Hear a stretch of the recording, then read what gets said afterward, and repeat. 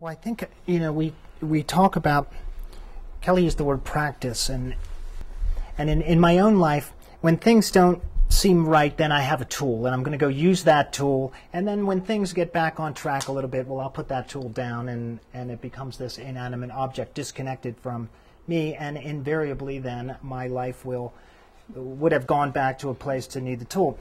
And so something that we really work with here and try to put forth is the tool or the practice. And so the practice becomes something, and everybody can have one, regardless of what it might be for you. Kelly, we have a lot of the same practices.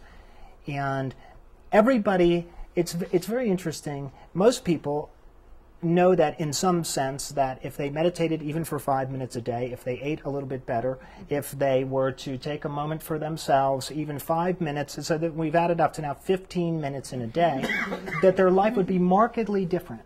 But we don't do it. And that's the place where by developing our own practices and helping people to develop a practice, because again, we get used to a certain mindset. This is the way it is. I have no time for all these things, and we just never make any forward movement. And so the practice is something, because everybody can do it. And so thanks for that. And that's something that's really important. As again, what are our practices as people? And something I also do is go to see practitioners. That's important. It's important to really say, we can't sit here and say, well, you should go see a practitioner if we never go see a practitioner. And that then becomes... So I think before we wrap up, I would like to ask a question, and this is more for us at the sanctuary, and I would just be interested in everybody's words here. What happens here? What is the sanctuary? If you had to tell a friend, what goes on here? And this would be helpful for us to know because I think, for us, it's really, we've found it, well, I'll tell you what we found after we hear what you guys think about all that. So I'd love to just, anybody that wants to chime in on that, and as many people, we would love that. I just want to say one thing first about what you were just saying about practice and all these things and about people not doing it, is I think that's one way where community is really helpful.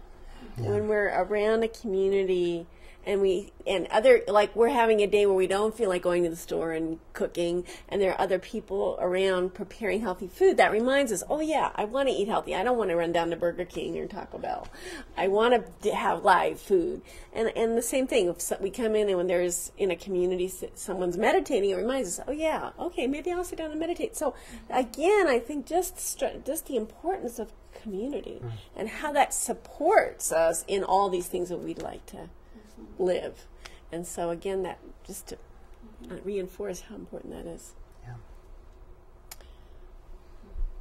I want to just address one thing, then I'll go into your question. But one of the things I do when someone comes in and they're having a struggle, I really have them look at their daily routine. What time are they sleeping?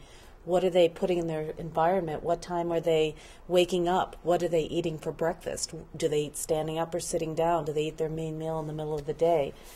Basics, the real basics, because I think, if you look at the evolution of the human body, over the last couple of 100 years, we've completely moved away from nature. And so it's about getting back in tune with nature so that we can trust nature, we can trust our body, which is nature. Our heart's been beating since we were 24 days old in the uterus, We can trust that. So it's about getting back to the rhythms of nature, the rhythms of the body, the rhythms of the seasons. And so that's the one thing I definitely recommend for people who are really off-center. But in terms of being here, I really think that because you're so close to nature and because of your shamanistic practices, I think it helps people to reconnect with their own nature and with nature itself and enliven that. And I really think it's a great stress reduction too, because being this close to nature, having this pranic food, and being with people who are really one-pointed in terms of health and wholeness and holiness, I think that's what this is for. And in terms of identifying someone, I've sent people here, basically it's somebody who doesn't, modern medicine isn't going to necessarily help them, find their way.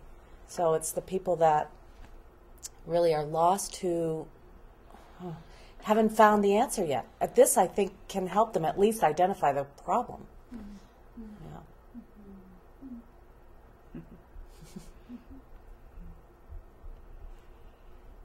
Well, I think in addition to what a person can receive here, it's also a lot of holding and a lot of love. And the love is both that beautiful, unconditional love and genuine love, and then it's showing love for healthiness, love for wellness. So the people are bathed in that while they're here, and that has remarkable healing ability, healing potential. I think that the sanctuary in Sedona, is that what the official title is? Sanctuary in Sedona, because I went to your website today. It's really, to me, first of all, it's a vortex. That's the first thing. Whenever I arrive here, I'm like, wow, I love this vortex. I come through the gate and I feel this swirl of energy that's just so full of love and aliveness. And who wouldn't want to just be here? I mean, it feels good.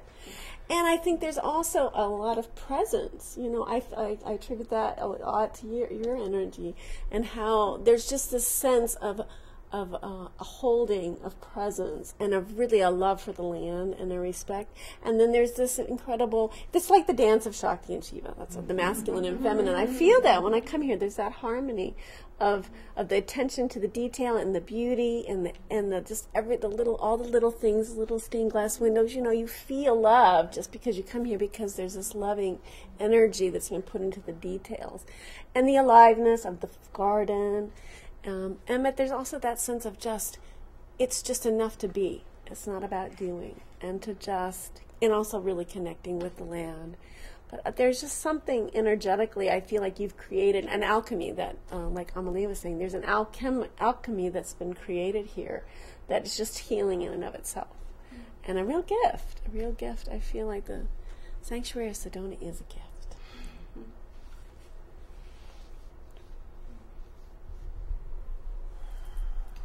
I would like to say that the sanctuary,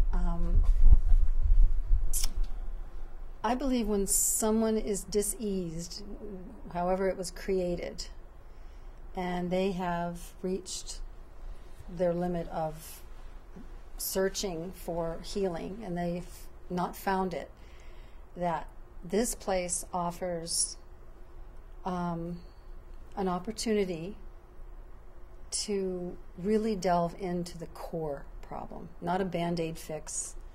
It is the core issue. It's going to be addressed through the shamanic teachings, through the land. There is, I totally agree, there's something about this land that is healing just in being here, and unconditional love from everyone who resides here, from the land. It exuberates unconditional love, and it is going to be a journey where the person has to work at it. It's not going to be that, we'll guide you, and show you the way, but it's really up to the person to do the work, and it is attainable.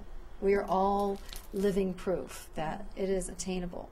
And Dean and Kelly offer this amazing creative place, the sanctuary in Sedona, that is really remarkable, and it's a wonderful place to come and experience healing and just experiencing, identifying truly what the cause of the disease is. And so I just applaud you for offering the service, and that we're all grateful. I'm sure I speak for everyone that we can be a part of it.